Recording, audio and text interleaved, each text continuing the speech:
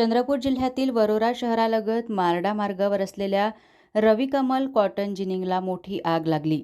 सोमवारी दुपारी लागलेल्या आगीत कोट्यवधींचा कापूस जळून राख झालाय। आगीचे कारण मात्र अज्ञात आहे। या जिनिंगमध्ये कापूस हलवण्यासाठी ठेवण्यात आलेले ट्रॅक्टर्स व इतर साहित्य देखील राख झाले आहेत। जिनिंगमध्ये साठवून ठेवलेला सुमारे 10 ते 12 हजार क्विंटल कापूस आगीच्या भक्ष्यस्थानी पडलाय। या दुर्घटनेत 10 कोटी रुपयांहून अधिक मालमत्तेचे नुकसान झाल्याचा प्राथमिक अंदाज वर्तवण्यात येत असून परिसरात एकच खळबळ उडाली आहे।